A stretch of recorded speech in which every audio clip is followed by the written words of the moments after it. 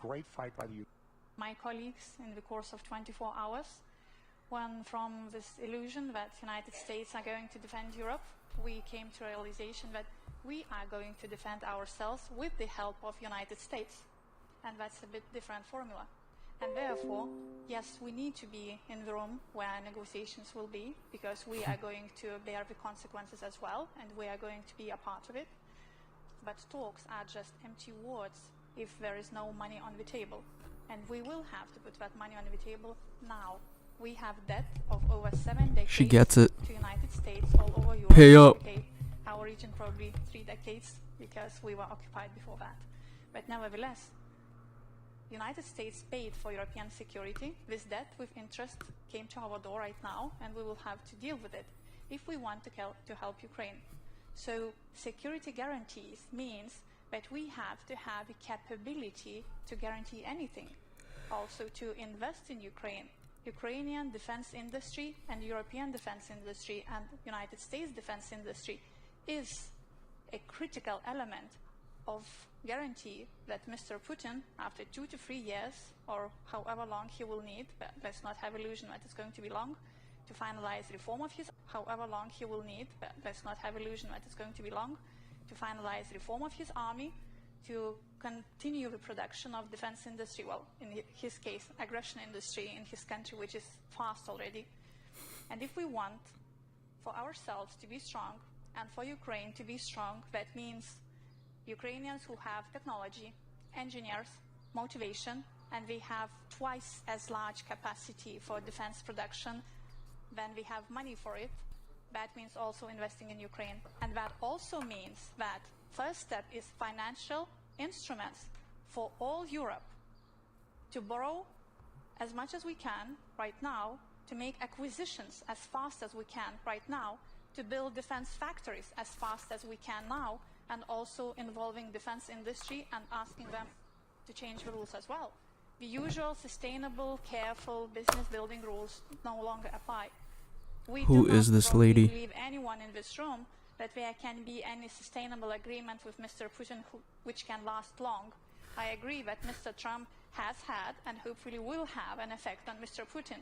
Yeah, but he will. He is a person who is building his empire, and also I agree completely. And I don't even think Putin wants to attack anybody. He just doesn't want NATO at his doorstep, and Zelensky is like a corrupt puppet for, politicians. I don't know. The Ukrainian colleague, having a war on his soil is helping him as a dictator to thrive. But also China and Russia are going to combine their actions, and therefore our ability to have a military muscle will be needed when we will have both Europe and United States to stand against both Russia and China in the next stage, which will come soon.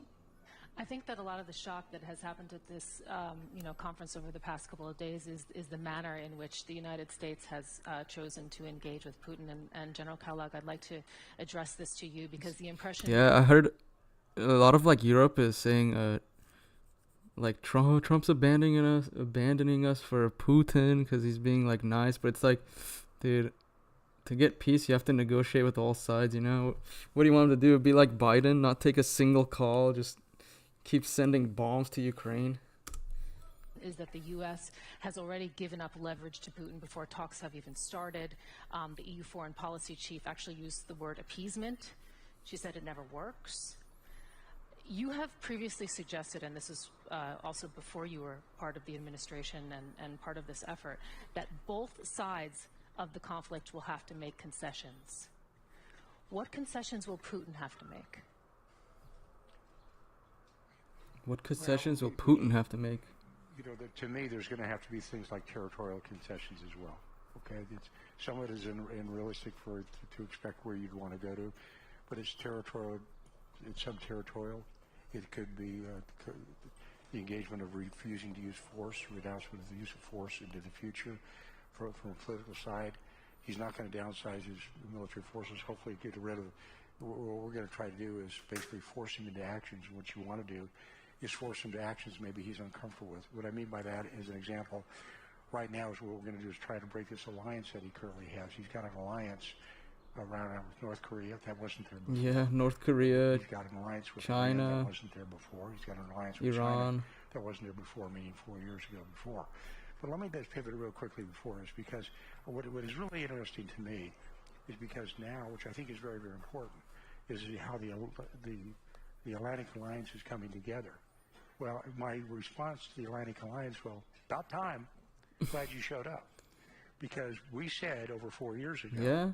we said it quite clearly, the NATO alliance made a clear declaration in 2014 in Wales that by 2024, that they would have 2% of their GDP in defense, of which 20% was modernization. We still have 8 members of NATO who are not there. It took a long time. A lot of them for aren't these there. nations to get there. Congratulations to the Poles, who are now leading the pack. Yeah, and that's why Pete Hegseth went to meet with Poland as his first trip. With there well over 4%, getting to 5% on the defense. But that's a question you want to make, and I understand it. How? I mean, you said that you're going to force Putin to do Well, things. of course. How exactly are you I going to think- do I that? think part of that will is- it be because I mean Zelensky said this morning, he was very clear. He wants sanctions on the front end, not on the back end. Of course, Zelensky wants everything, dude. Zelensky's And a, the- More sanctions. and the Excuse me. challenge he's about to I- lose Is his that on the job. table? Well, when you say concessions, of course they're concessions, because both sides are going to have to give. I mean, you cannot say... No, he wants you sanctions. can't- He wants you- more well, sanctions. Because we said over 4 years ago, we said it quite clearly, the NATO alliance made a clear declaration in 2014 in Wales that by 2024, that they would have 2% of their GDP. How many are at 2% though? Which 20% was modernization. We still have 8 members of NATO who are not there. Yeah. It took Canada. a long time for these nations to get there. That's why Trump's mad. Congratulations to the Poles, who are now leading the pack, with their well over 4%, getting to 5% on the defense. But that's a question you want to make, and I understand it. How? I mean, you said that you're going to force Putin to do Well, things. of course. How exactly are you I going to think- do I that? think part of that will is- it be because I mean Zelensky said this morning, he was very clear. He wants sanctions on the front end, not on the back Dude, Zelensky literally lost $100 million from the U.S., so he has like no right to say what goes on. end. He wants them now. And More the sanctions. and the I would need nukes and tariffs, Zelensky. challenge I Is make that on the table? Well, when you say concessions, of course they're concessions, because both sides are going to have to give. I mean, you cannot say... No, he wants you can't- sanctions. He wants more well, sanctions against Russia. Let's use sanctions as an example. I think it's a great example. It's a great example to use it. And right now, most of the nations out here have sanctioned, and we're going to stay on sanctions just for a minute. But one of the sanctions they talked about is what is driving Russia. It's really a petrostate. 70% of the money they are getting to fund this war comes out of Oil. oil and gas.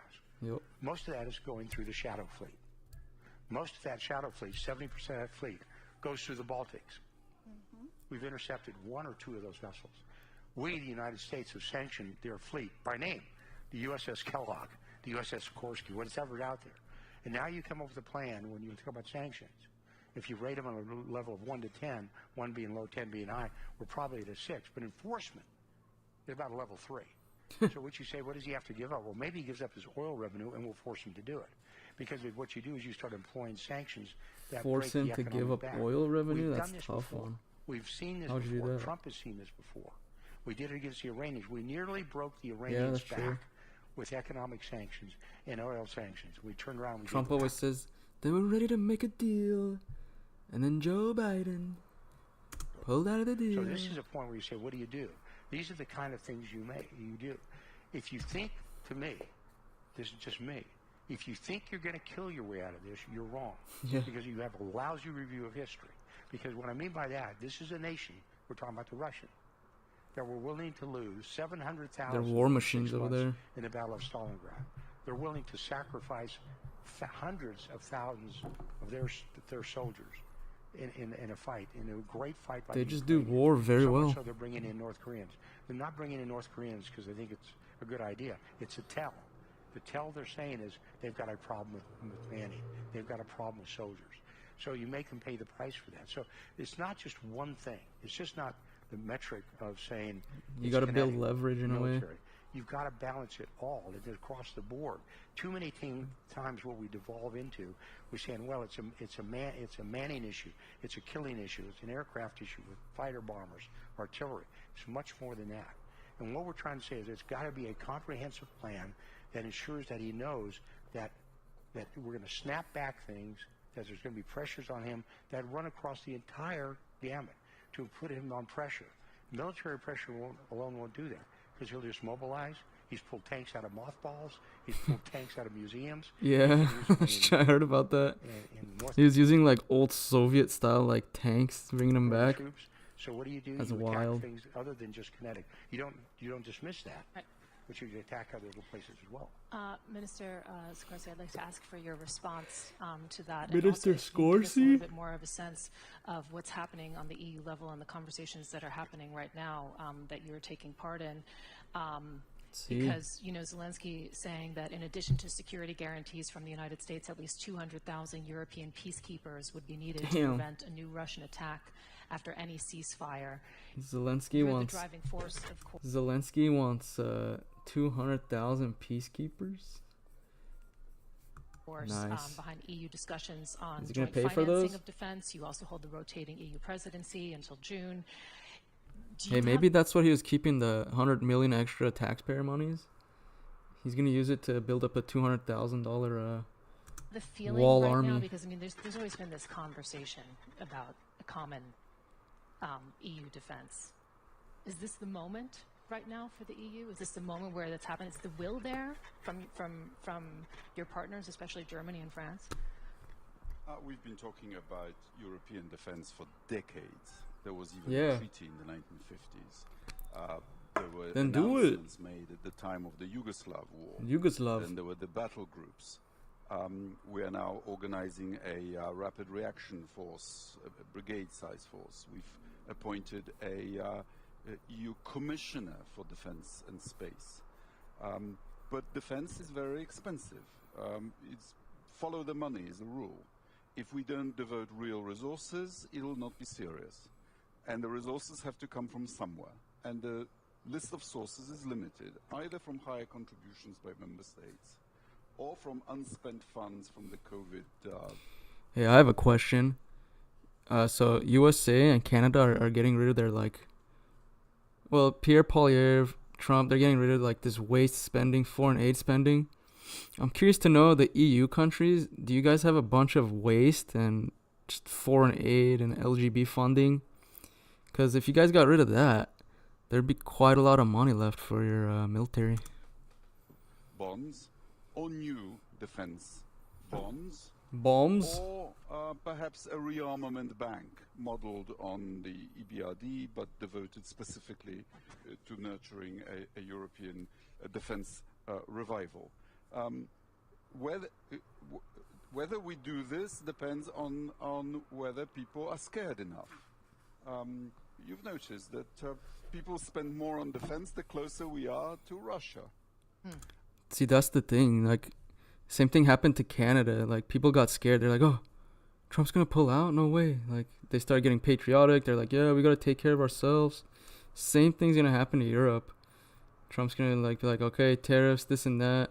And then, everyone's going to be like, oh, this is a wake-up call. Yeah, we finally have to start funding ourselves, stop wasting so much money with this rainbow army BS. So, it's crazy. I don't know how to explain. MAGA's going worldwide. As much as you guys hate it or don't hate it, dude, Europe's going to love Trump in 5 years. If we recognize that Putin is a threat to all of Europe, then it is not fair for us, border countries of Europe, to be landed with the entire cost of defending more comfortable countries and richer countries to our west from this common threat, which is why it makes sense to share the burden through the European budget. We have a defense budget. It is called the European Peace Facility, where we contribute in proportion to GDP. Unfortunately, disbursements from it are being blocked by one European country, Hungary. And I hope Hungary. General Keller All of Europe hates Hungary. can help us to persuade Hungary to stop blocking these disbursements, because times have become really dire. We have a leader who has appointed himself as someone who can decide who is a nation and who isn't, who who has broken taboos established by two bloody civil world wars, that thou shalt not change borders by force. So yes, I do believe that the hour has come to treat European defense seriously. Secretary Lemmy, you have been quite skeptical about Putin's intentions, as you've highlighted earlier. It's interesting to note that he's not talking about compromise, actually, at this point. He's talking about his concerns being recognized. That's the language. I mean, to be honest, how do you negotiate this? Russia's obviously taken over a good amount of territory on that side. Like, America is not gonna fund going back in and going to war. Trump already said it's not gonna happen. So, I don't know what's realistic. You can't just get your land back. You should have never started the war, or not. They didn't start it, but they started moving closer and closer and closer. Started egging on Russia. So I don't know. I'm like completely opposite of like the European point of view, where they're like, oh, Russia, Russia, Russia. Like, dude, stop encroaching on Russia. Language that's been coming out of the Kremlin. And through that lens, I'd like to ask you, Russia, how Russia, do you Russia. see Putin not walking away a victor if a ceasefire or a peace deal is brokered? Well, this is where we learn. Who is this from our guy? shared history and shared understanding. Wow. Shared understanding. There's an American diplomat, George Keenan, who wrote a long telegram back to the United States that begun the What's this guy talking about? foreign policy of containment of Russia. And in crafting that policy, which was a shared policy, we understood two things. We understood, and sadly Putin is indicative of this, there is a czarist tradition that he's leaning into, Peter the Great, Nicholas I, the worst of that period, imperial in its ambitions, and there is a Soviet tradition. Let's remember he's a KGB agent, he's a man of deception, and in negotiating What's this guy's point? with him, we have to understand that and relate to that. And of course, what we know is it's usually war that stops that ambition. To the south, the Crimean War. To the east, the Russian war with Japan. And to the west, the Cold War. And we should be deadly serious about those imperial ambitions. And I said in the House of Commons, as someone whose ancestors faced down imperialism, that we have to be real about that threat, which is why Radek is right, and our American friends are right, and have been right since Roosevelt, about European spending. And despite all that we have done, and it's now the case in Europe that we are spending 50. It just seems like they always say this, like, yeah, we're gonna spend more, we have to spend more, we have to, like, do it. We've been talking about it for so many years, like, since the first Trump presidency. He got mad. He's like, if you don't pay, we won't protect you. And he did. 3% of the money on military effort is coming from Europe. 60% of the humanitarian aid is coming from Europe, but we will need to do more, because combined across our GDP, it's about Europe. How much do you guys love Ukraine though? Like, how much are you guys willing to pay to keep fighting? Or maybe we just, say, that's the stupid tax, 10% for the stupid tax. Russia keeps those lands. Let's not do that again. Maybe next time let's just negotiate before it gets out of hand. about 0.1%. We can do better and must do better over this next period if we are to face down Putin.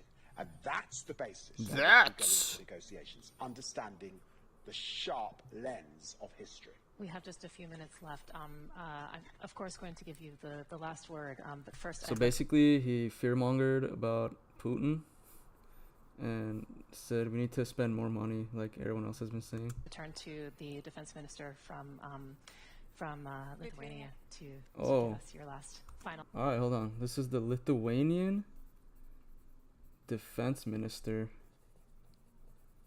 Let's see who it is.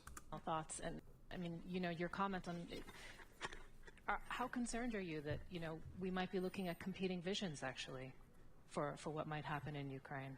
How concerned are you that, you know, about Ukraine's voice being heard in all of this? I'm actually mostly concerned about what we are going to do and how fast are we going to do that.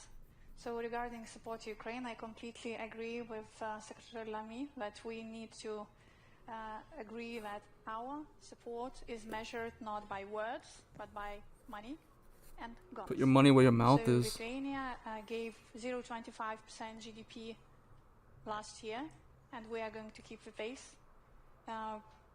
Really, EU can do 0.25% GDP as a brink, at least. But secondly, what are we going to do about us being a credible partner and being able to give any security guarantees? So again, we are a small country. We have now 4% GDP for defense, and we will have from 5 to 6% GDP to defense from 2026 to 2030. And that's not an easy decision. And we are social democratic government. Nobody expected us to do that on the actually second day of our appointment to change those rules. But what we understand is that Mr. Putin is not going to change that the Tsarist and Soviet tradition, which I know on my family. I mean, I come from a family that was imprisoned, tortured, and murdered by Soviets.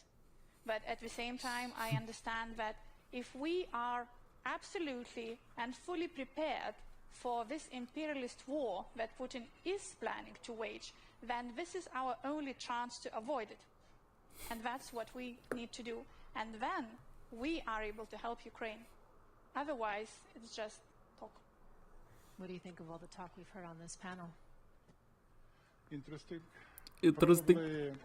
With most This is very nice. suggestions, ideas, Who's I this guy? agree. I didn't catch his Let name. me summarize. Transatlantic and Ukrainian security are indivisible. As never before, we need unity and strength. Is this a We Ukraine guy? have very simple recipe how to end this war this year What to is achieve it? just, comprehensive, long-lasting peace.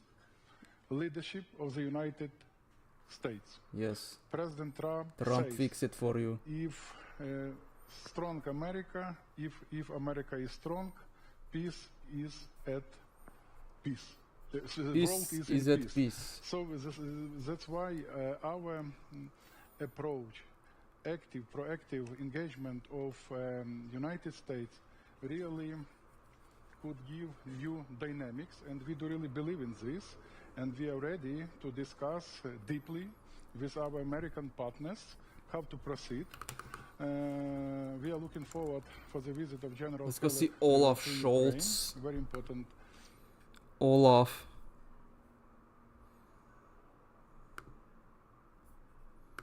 Let's see what Olaf has to say.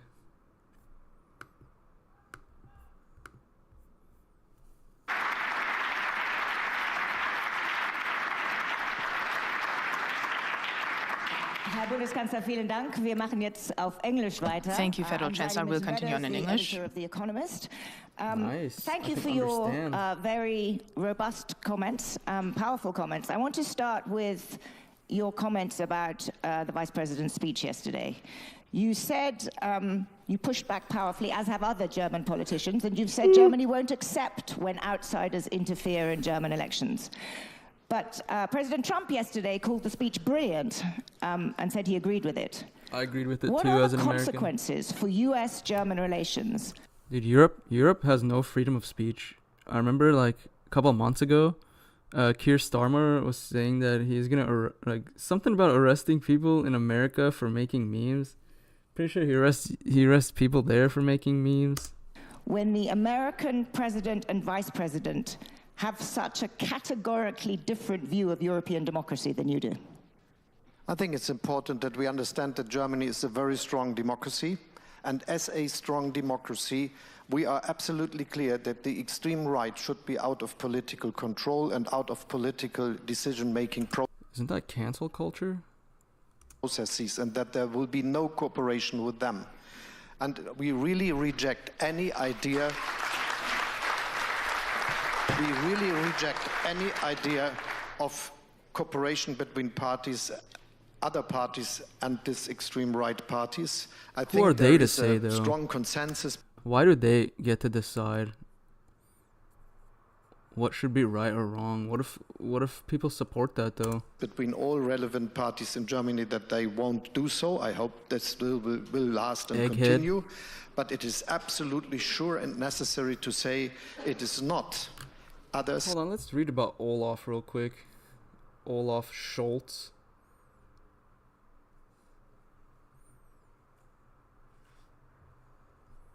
Let's see how popular this guy is. Olaf Scholz popularity. I spelled his name wrong, but it's okay. Has been significant fluctuation since he became Germany's chancellor in December 2021.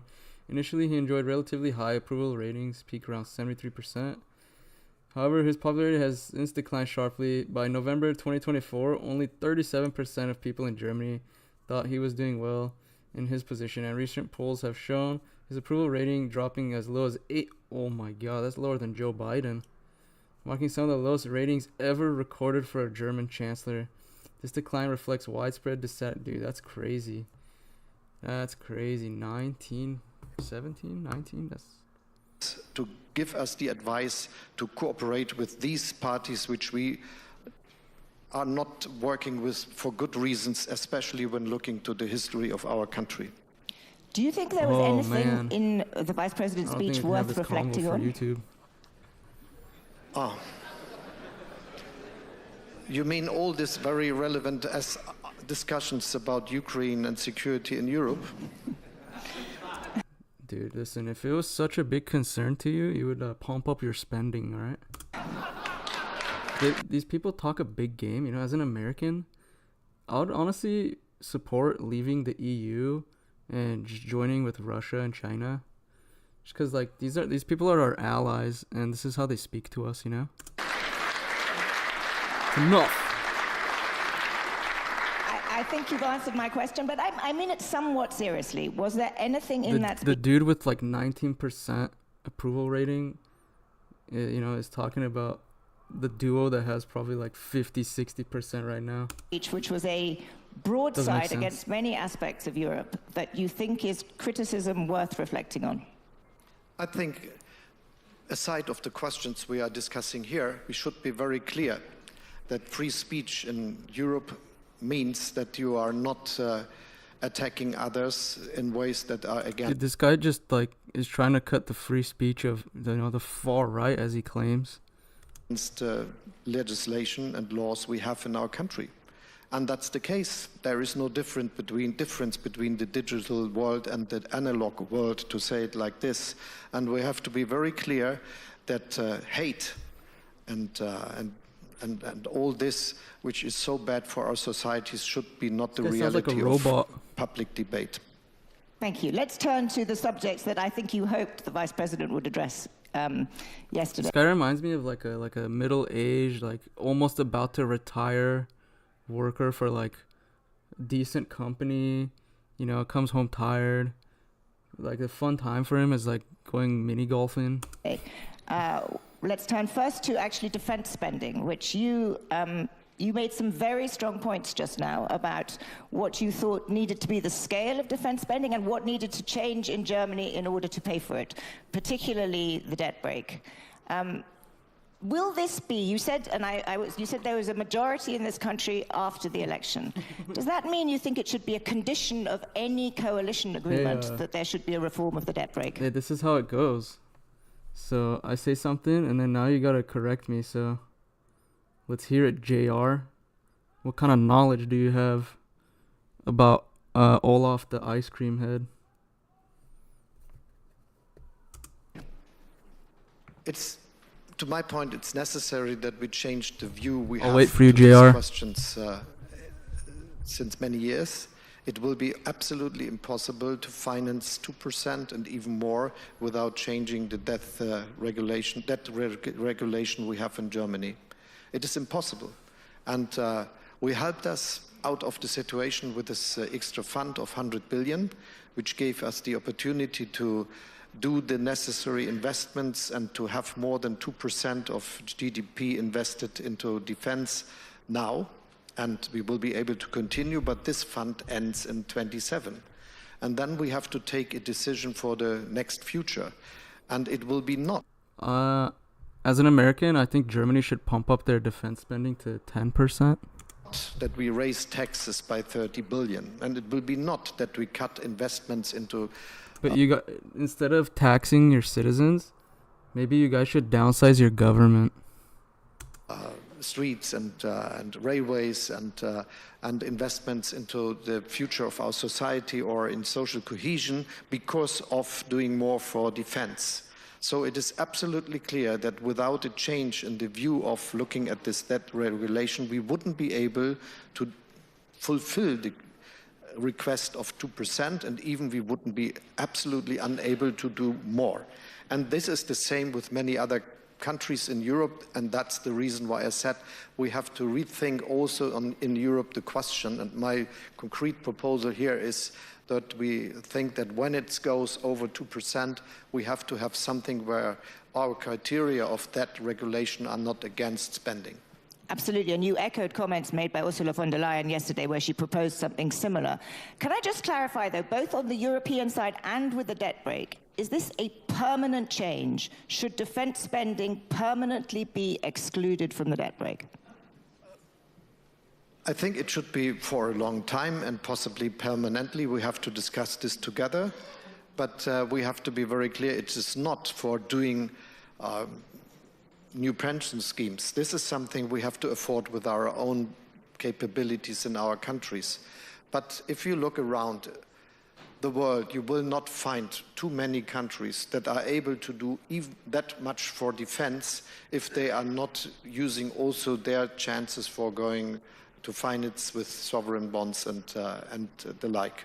And so it is absolutely necessary that we are clear on this question. And I'm really, really a bit disgusted that we have, especially in my country, but also in other places, the idea that it's something which we will be able to do just in a way.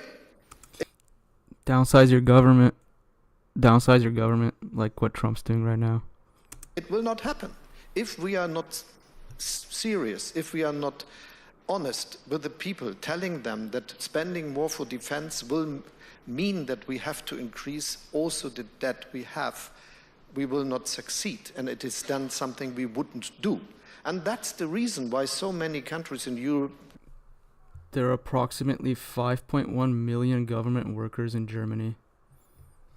...did not fulfill the 2% criterion, why they were not able to do it without acting against the cohesion of their own society. And I can tell you, I spoke with many leaders in Europe, and when behind the door, when the doors are closed, they are absolutely clear. If I would do this, I would have no chance to convince my public. And so we have to be honest in this case, and all these not honest debates are the problem for a real decision. They were in the past. And if there would not be, to be very clear, if there would not be this war of aggression of Russia against Ukraine, nearly every country would have said we look for the 2% without doing anything. And this should not happen again, that we meet in Wales, everyone is signing a document about 2% and not doing a bit for getting there.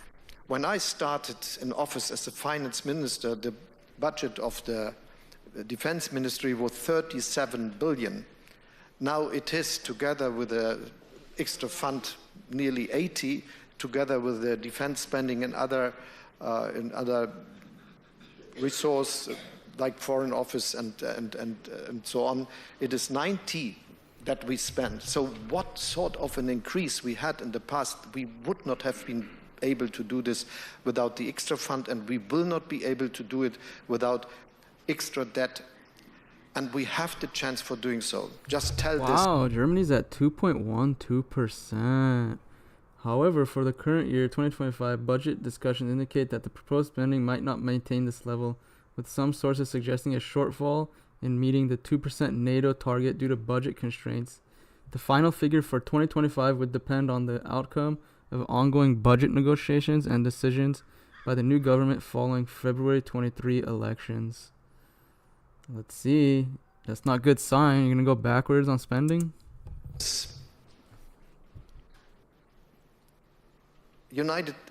Everyone in G7 has a debt to GDP ratio of over 100%, but Germany. We are going down to 60.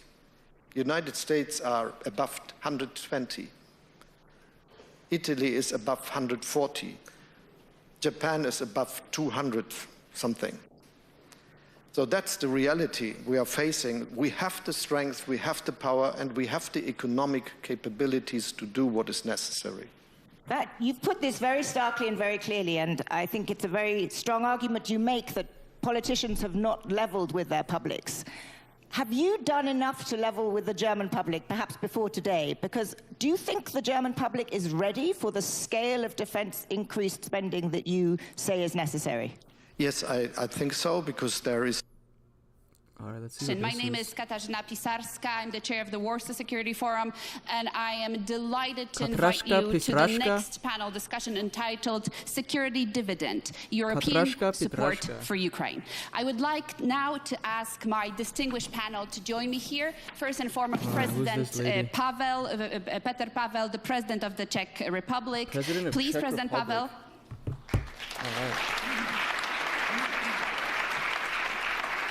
Mette Frederiksen, the Prime Minister of the Kingdom of Denmark. Prime Minister.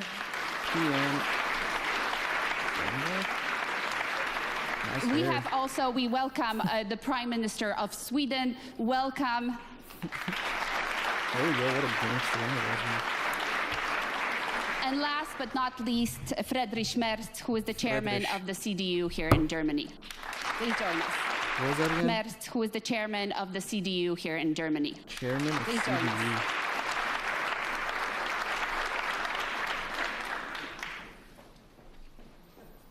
But what do you do? So, ladies and gentlemen, of course, you know the drill. We're going to start with just a few questions to the panel to kind of dig in to everything that's already been said. And I'm sure there's also later a lot of questions, and I would want to engage the public in joining me in this debate. But let me start with a very straightforward question. We have seen over the last 2 days a lot of developments that were Europeans. We have seen a phone call of President Trump with President Putin, where it seemed that not only Europe, but even Ukraine was not truly consulted before the phone call. Yeah. We have, more importantly, seen, and this is today's also the words of President Zelensky, Europe a bit sidelined from the negotiations. President Zelensky said on the stage just a moment ago that when he spoke with President Trump, Europe was not even mentioned when peace negotiations on Ukraine were discussed. So my question to you here is... Yeah, Trump is mad at Europe. A question that probably everyone has. What is our plan for Ukraine? What is our plan for a secure and just peace? I think you guys are gonna get the Canada treatment soon. In Ukraine. President Pavel. Well, thank you.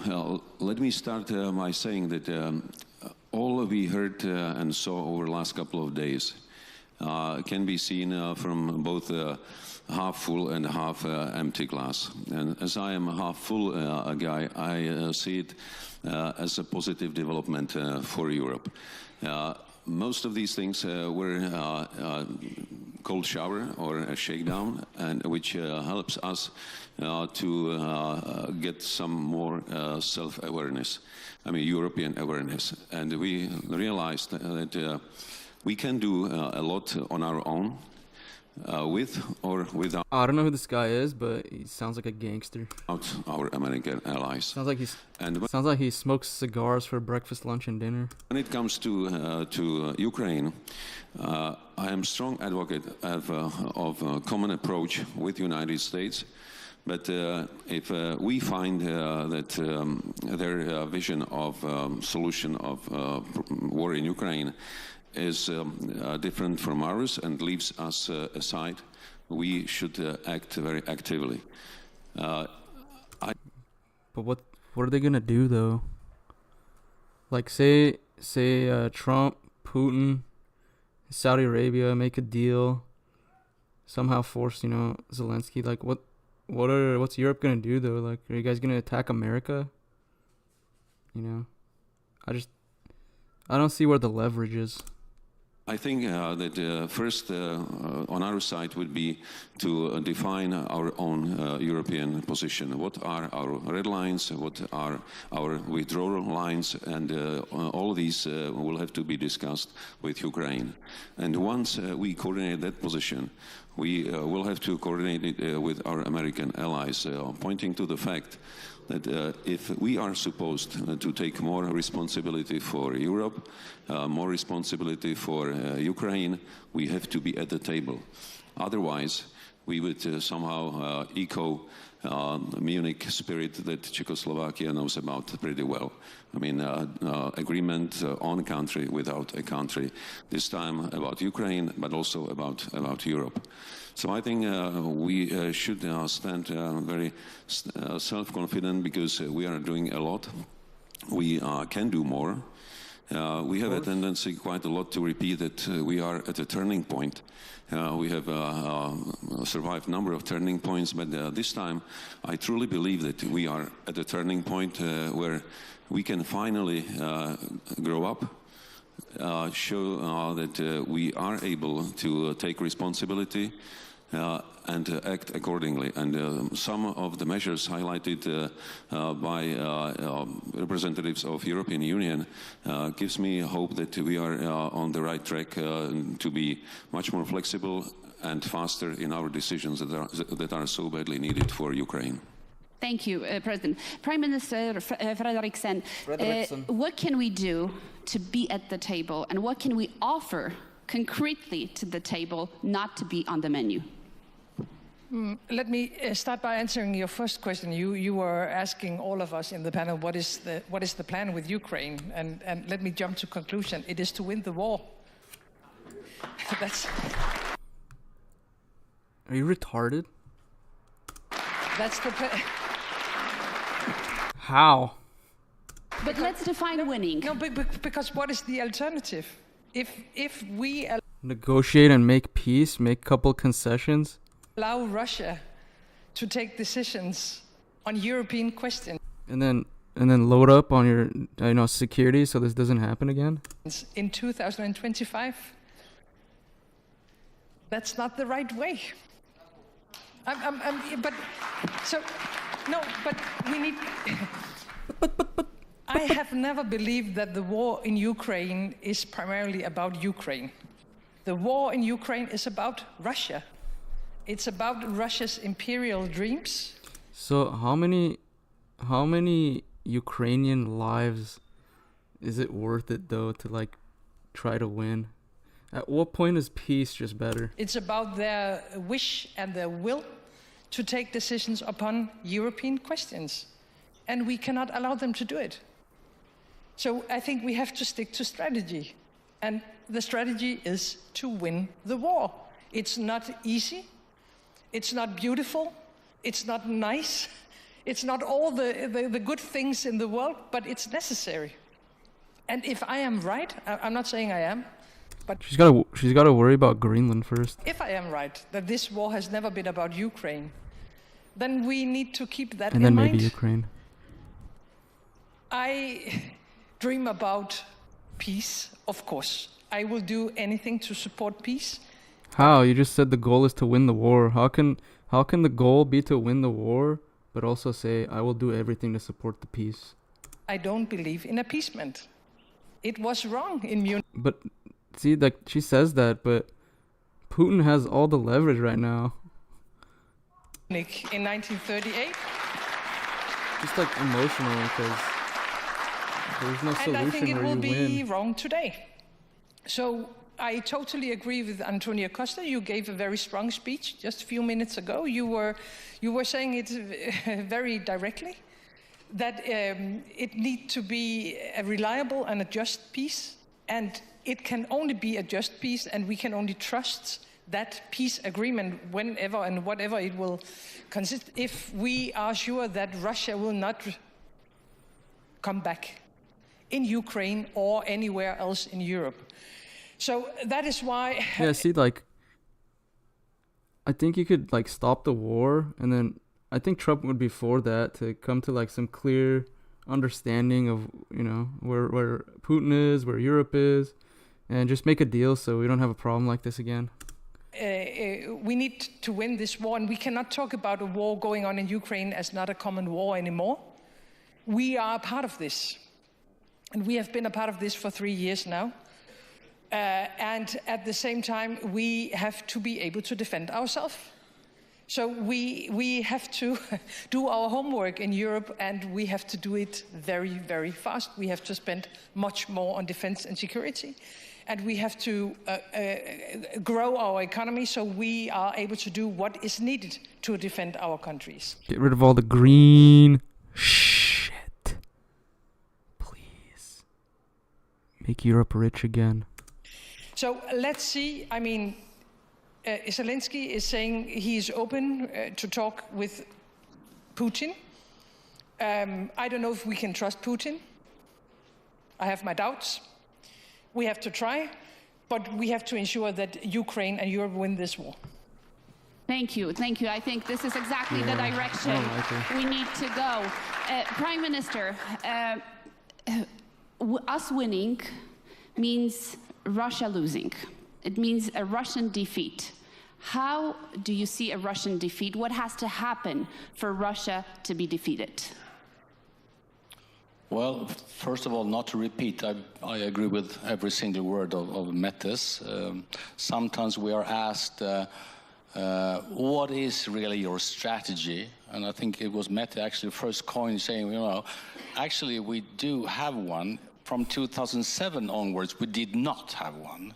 Now we're actually fighting against them. Then you can always discuss, are we successful enough? Are we doing enough? And obviously not, but still doing the right thing.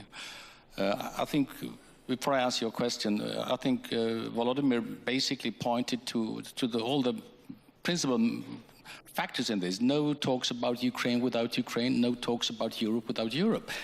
That does not in itself guarantee a good result or the result we would like to see, but it provides a foundation for us to be part also of the long-term solution in this. I think that is important. But basically, I mean, what it needs to be to end in is, of course, a Ukraine entitled to make their own decisions. I mean, obviously, the decisions Sweden and Finland made after the full-scale invasion, to have the right to make your own security policy decisions in the long term. That is basically the needed result of that. And in that sense... Dude, if that's the case, and like Russia's gonna go to war with Ukraine and Europe, like I just don't see why the US should even be part of this. I would almost much rather just ally with Russia. 'Cause like it just doesn't make sense. Every result that simply ends in a possibility for the Russians to rearm, to regroup, and to come back, and to go further than they did before, that is obviously an extremely bad solution. And I think the jury is still out. It's not obvious that we're gonna have a bad result, but it's equally not obvious that we right now are going in the right direction. Going the wrong Thank you very much.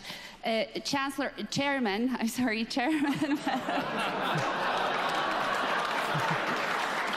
There's a panel of heads of state.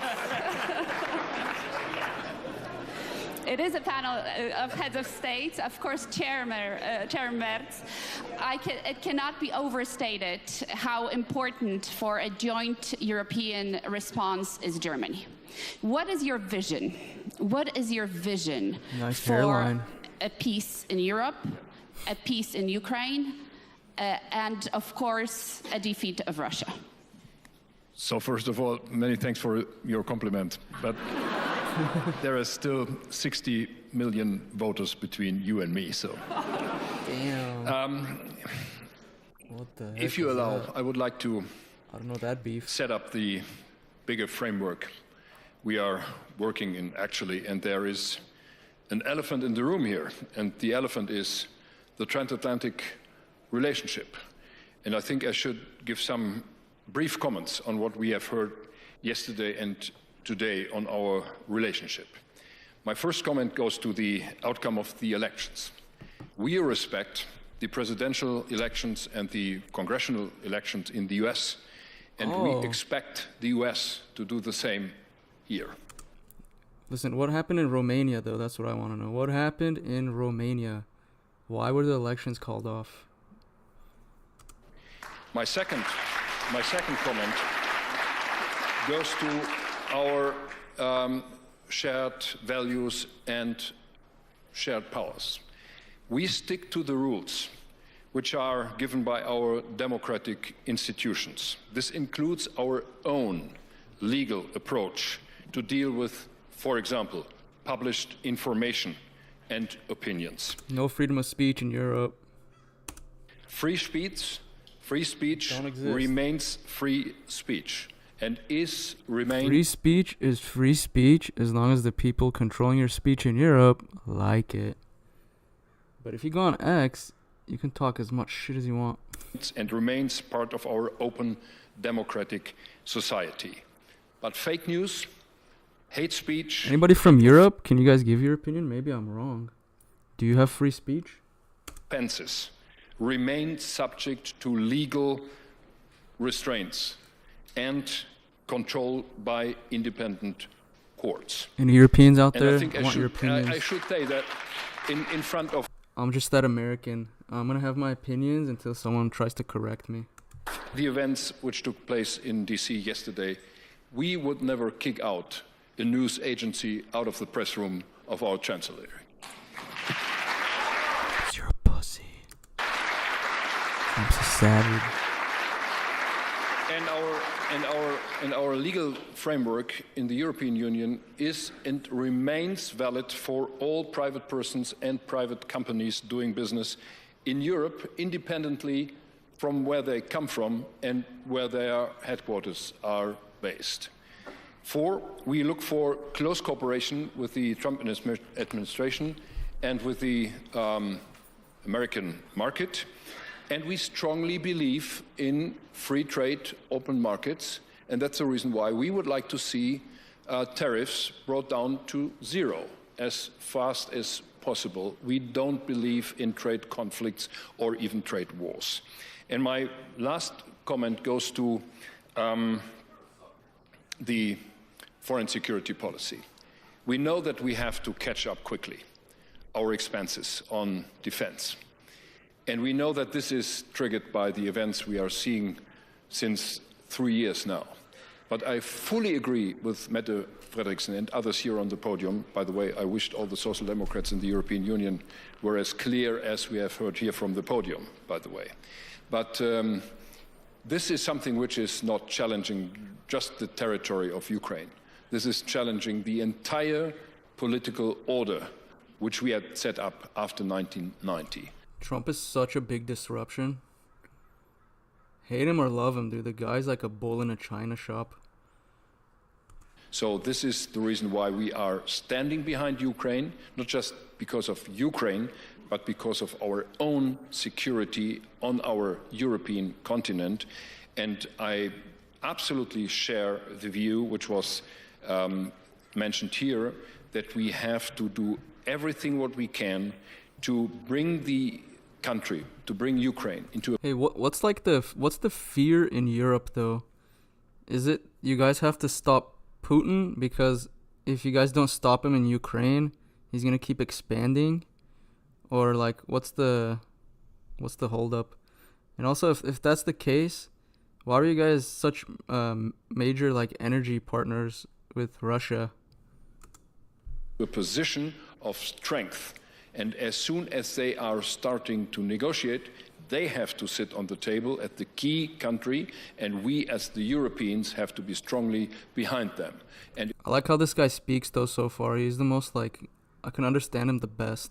it's absolutely unacceptable that Russia and the United States of America are negotiating without Ukraine and without the Europeans on the table. Thank you very much, Chairman. Chairman of the CDU.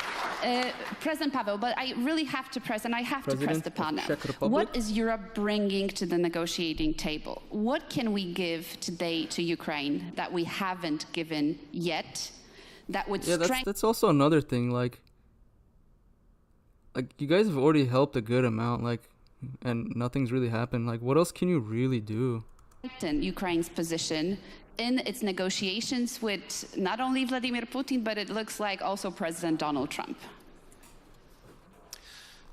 If we look at President Putin's objectives, it was full control of Ukraine and demilitarization.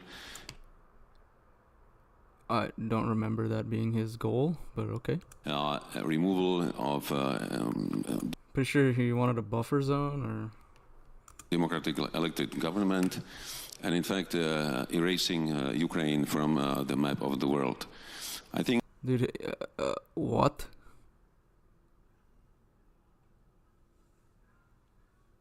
He literally got all the way to Kiev, and then they were going to negotiate, they retreated. You could have had it all. Yeah, our best approach would be to tell him that whatever effort he put into this endeavor, it will fail.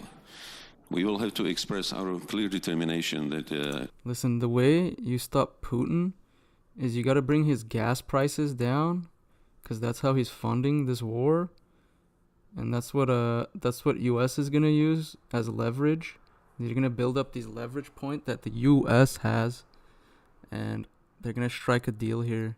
That's why, I don't think he cares about Europe, because hopefully someone can explain it in the chat, because I love when people explain in the chat.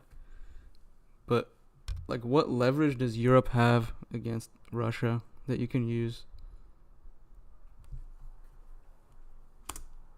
If Ukraine wants to be part of European Union and eventually NATO, they are authorized to do it if they meet all the conditions, and of course if the organizations agree. I think it's a principle that we should cherish. In that sense, we are already providing Ukraine a lot of military support.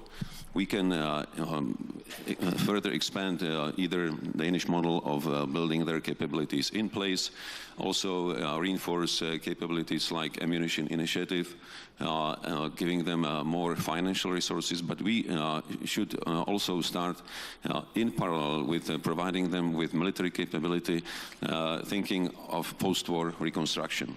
Because that would be a clear and a sound message to Russia that we count with Ukraine, we take them on board. And I believe that coming up from the level of the EU with something like a Marshall Plan for Ukraine would be an excellent idea, how to not only organize our support for reconstruction, to prevent any pressures for corruption on both sides. But also we can start preparation of Ukraine for EU accession in a very successive way, step by step. I think that would really work. That would demonstrate that whatever objectives Russians had, they failed.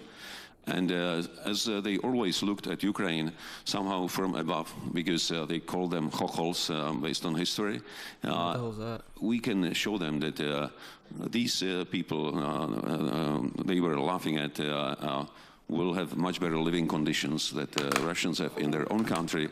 They would have a freedom to travel, freedom to work, and I think that will be the best demonstration of Russian failure in Ukraine.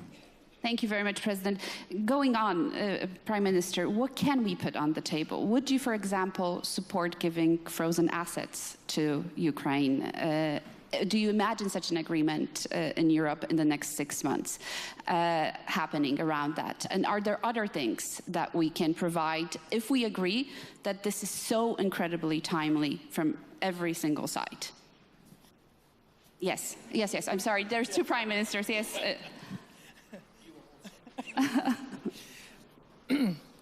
Of course, the frozen assets is one way forward. I don't have any restrictions on that. I have said repeatedly for a couple of years now, please get rid of the red lines for Ukraine, because it's only giving them a lot of difficulties, no matter if we're talking about economy or weapons and so on. The best thing to give Ukraine, let's be honest, I know some allies are against this, is NATO membership. If they were a member of NATO, we would never have had the war in Ukraine. It's the cheapest, it's the easiest way forward to protect countries transatlantic. It is to be in NATO. I know it's a difficult path because some good, big allies are not in favor of this, but then at least these good, big allies have to discuss with the rest of us what kind of security guarantees can we then offer Ukraine that are as good as NATO membership. And I'm just going to repeat, it's the cheapest, it's the easiest way, that's NATO membership. So, of course, economy is one way forward, security guarantees is number two. Thirdly, and you know, for 3 years we are repeating ourselves. I'm tired of these people. Let's see what Zelensky has to say. There's your supreme leader, your embezzler-in-chief, money corruption champion. Thank you so much. Cokehead, allegedly. Thank you very much. Thank you very much. I am a comedian. Thank you for welcoming me here next to all you comedians as well. Thank you. Thank you. Thank you. I'm fighting for my political career at home. I am postponing the elections because I say the people want me and I don't need elections.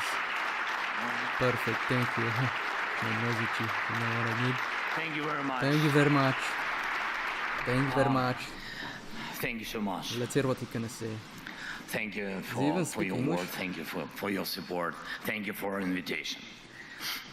I hate this Dear guy. ladies and gentlemen, at the start of conference, every country usually shares its stance, priorities, whether officially, openly, or through informal talks with journalists, with partners. And this year, I think his English has gotten better over the past was couple not years. even invited, still made its presence known. A country that everyone talks about here, not in a good way. The night before Munich this year, a Russian attack drone struck the This guy sounds sarcophagus crazy, bro. covering the ruined fourth reactor of the Chernobyl nuclear power plant. It was a modified Shahid drone, Russian drone, a technology passed on to Russia. Its warhead carried at least 50 kilograms of explosives. And we see this as a deeply symbolic move by Russia, by Putin. Just recently in Ukraine, we discussed the crucial role of nuclear energy in keeping the country running despite Russia's constant attacks on our Ukrainian energy infrastructure. And we are now preparing a project to expand our Khmelnytsky nuclear power plant.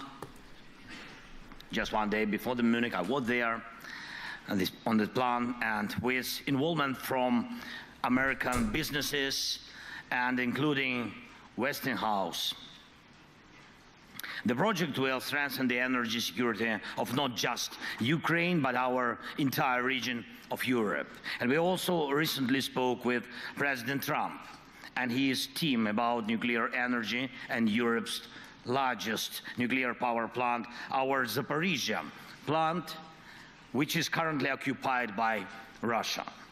And Russia responded by sending a drone to hit Chernobyl's sarcophagus, which shows radioactive dust and debris.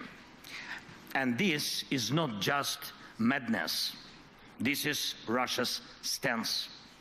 A country that launches such attacks does not want peace. not they don't want. It is not preparing for dialogue. Almost every day, Russia sends up to 100, even more, Shahed drones at us each day, and regular ballistic missile attacks, and a steady increase in aerial bomb strikes. But that's not all.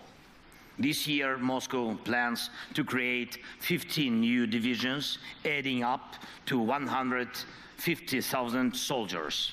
That's more than the national armies of most European countries. Russia keeps opening new army recruitment centers every week, and Putin can afford it. Oil prices are still high enough for him to ignore the world.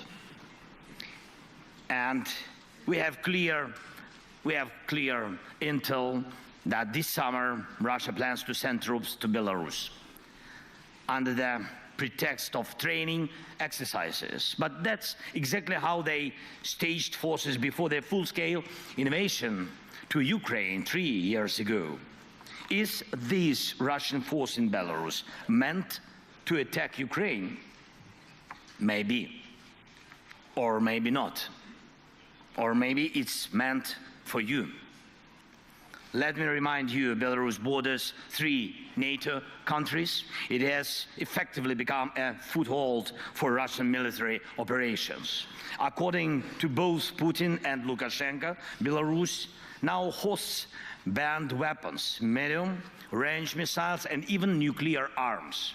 Putin clearly sees Belarus as just another Russian province now. And we need to be realistic. If someone is setting up a military launch pad, we need to ask, what should we do about it? And more importantly, what can we do before the next attack, the next invasion? Remember, there have already been provocations on the Polish and Lithuanian borders with Belarus, migrant crisis, Korean troops. Make no mistake, North Koreans are not weak. They are learning how to fight now, how to fight the modern war. And what about your armies? Are they ready? And if Russia launches a false flag operation or just straight up with no insignia from Belarus, like how Crimea got taken in 2014, how fast will the allies respond? And will they respond at all? Yesterday here in Munich, the US Vice President made it clear. Decades, he said, decades of the old relationship between Europe and America are ending. From now on, things will be different, and Europe needs to adjust to that. Ladies and gentlemen, I believe in Europe, and I'm sure you believe too. And I urge you to act for your own sake.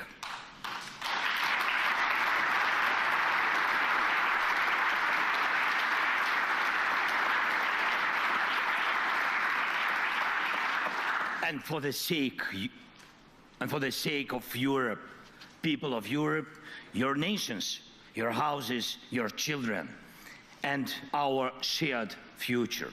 For this, Europe has to become self-sufficient, united by common strengths, Ukrainian and European. Right now, Ukraine's army, supported by global aid, thank you so much, is holding back Russia. But if not us, then who will stop them? Really? Let's be honest, now we can't rule out the possibility that America might say no to Europe on issues that threaten it. Many leaders have talked about Europe that needs its own military, an army of Europe. And I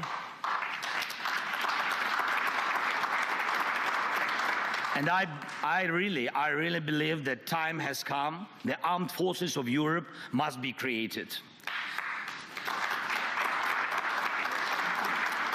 This is not harder than standing firm against Russian attacks, as we have already done. But this is not just about increasing defense spending as a GDP ratio. Money is needed, of course, yes, but money alone will not stop an enemy assault. People and weapons don't come for free. But again, it's not just about budgets, it's about people realizing the need to defend their own home.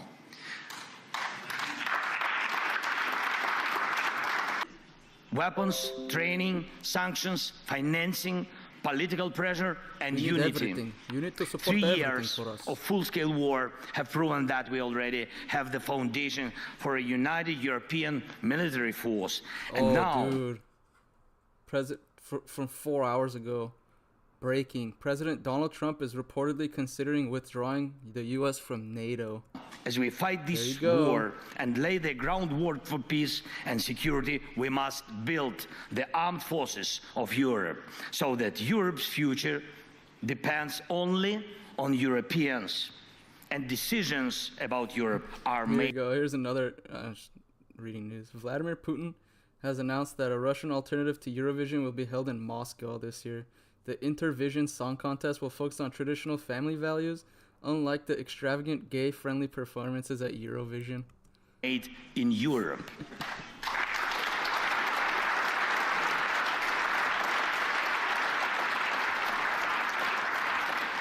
That's why we are talking with European leaders and with the United States about military contingents that can ensure peace, and not just in Ukraine, but across Europe. And that's why we are developing joint weapons production, especially drones. Especially. The Danish model, for example, of pooled investments for arms production in our country is already working well. Very successful. Last year alone, thanks to Ukrainian and partners' efforts, we produced over 1.5 million drones of various types. Ukraine is now the world leader in drone warfare. This is our success, but it's also your success, of course. And everything we build for our own defense in Ukraine also strengthens your security. And the same should apply to artillery, air defense, technologies, and armored vehicles. Everything needed to protect lives in modern war should be produced in Europe fully. Europe has everything it takes. Europe just needs to come together and start acting in a way that no one can say no to Europe. Yeah, Donald Trump just responded to Zelensky.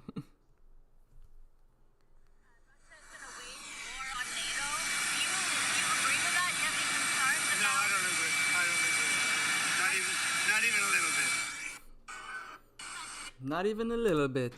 Boss it round or threat it like a pushover.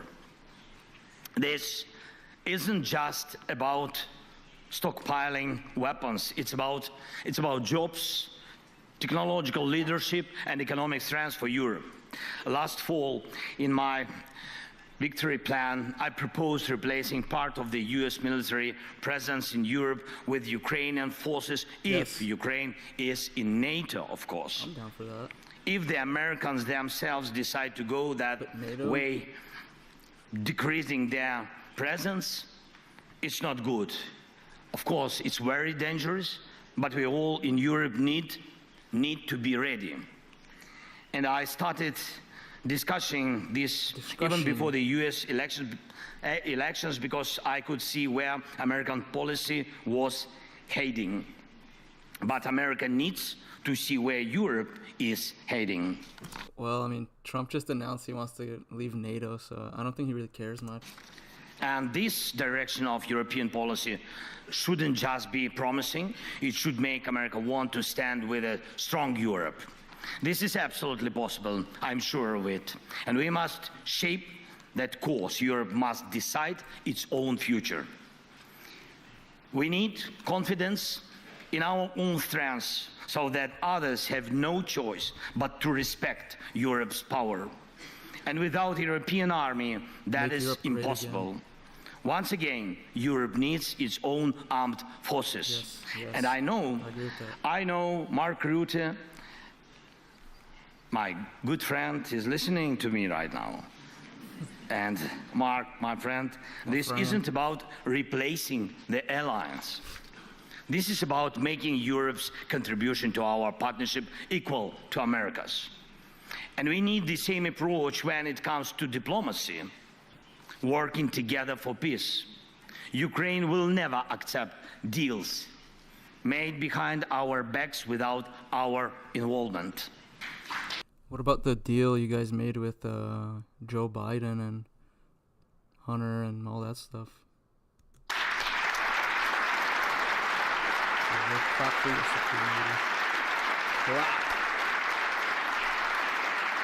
That's the leader of NATO right there. And the same rule should apply to all of Europe.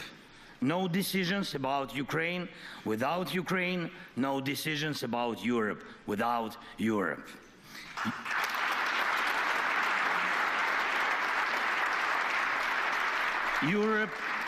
Europe must have a seat at the table when decisions about Europe are being made. Anything else is zero. If we are left out of negotiations about our own future, then we all lose. Look at what Putin is trying to do now. What's he trying to do? This is his game. Putin wants one-on-one talks with America. Just like before the war, when they met in Switzerland and looked like to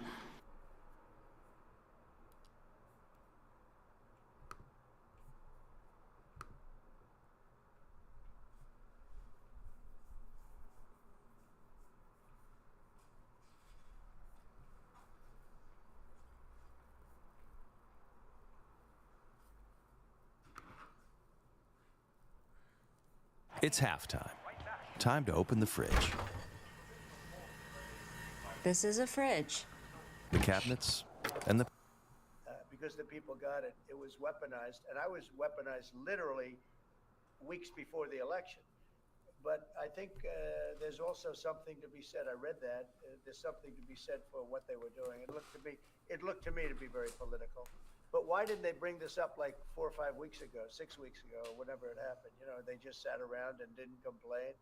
Then all of a sudden they complain, and they know they're all being dismissed anyway.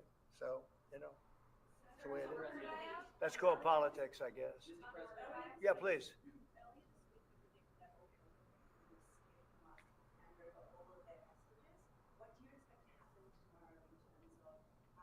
I don't know what's going to happen tomorrow at 12 o'clock. It was up to me. I'd take a very hard stance. I can't tell you what Israel's going to do. But I watched the last people come out, and I looked at a before and an after picture. One guy was a big, strong, healthy guy. You could say he was a little bit overweight. He's not overweight anymore. He looks like he just came out of the Holocaust. It looks like a Holocaust picture. I've looked at him for a long time, and they've been treated very badly. The young lady came out last week. Her hand was blown off.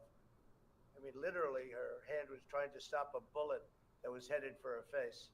She put up her hand. She goes like this and wiped out her fingers and a lot of her hand. Now, I would take a different stance, but it depends. Look, it depends what Bibi's going to do. It depends what Israel's going to do. But and now I understand they've totally changed. Hamas has totally changed. They want to release hostages now again. But you have to see, this started by them saying, we're not going to release the hostages as we said we were. I said, good. You have till 12 o'clock on Saturday, which is tomorrow at 12 o'clock to do it. And we didn't hear anything. Then all of a sudden, 2 days ago, they said, no, we've decided we're going to release the hostages. So, but I actually think they should release all of the hostages. Remember, they're probably as bad as they looked. I mean, I don't like